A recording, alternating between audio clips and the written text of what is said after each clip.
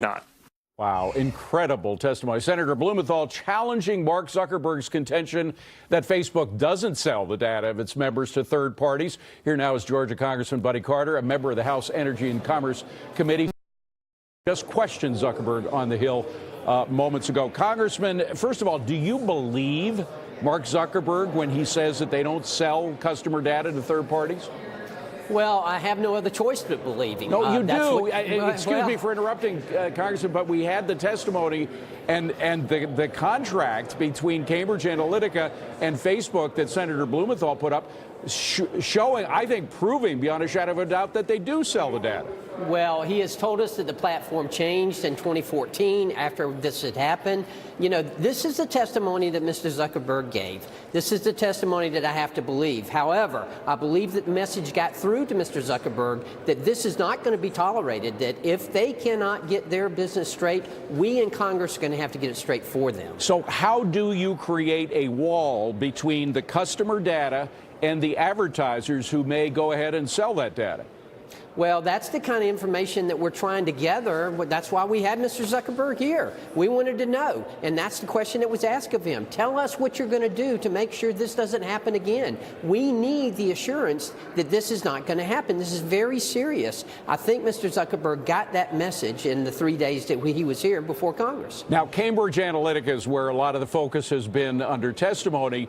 But as we well know, it wasn't just Cambridge Analytica that was involved in getting information and using it for political purposes.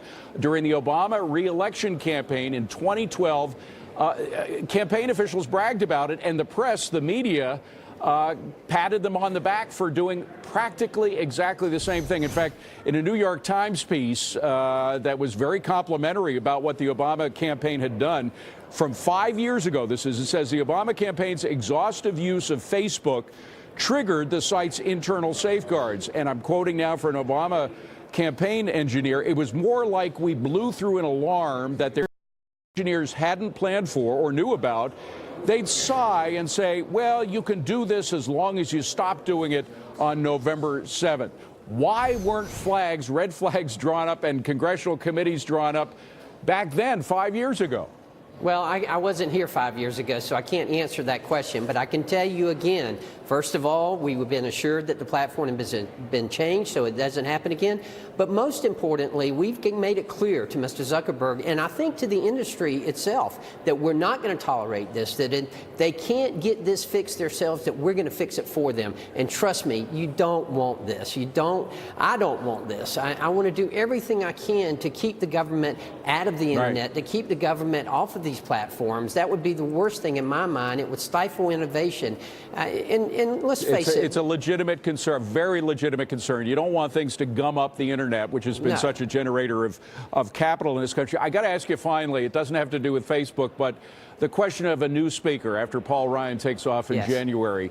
Are you a Scalise man or a McCarthy man? We're way too early for that. Listen, they're both very good friends. They're both very capable. I suspect that they will get it worked out among themselves and that they won't be running against each other. But I can tell you, whichever one of those two, we would be very fortunate to have either one of them serve as Speaker. And Congressman, lastly, I have to thank you. You were hanging around yesterday during the Zuckerberg testimony for us. We appreciate it. We're so glad you came back today. Thank you very much for being here. Appreciate it. Sure. All right, Melissa.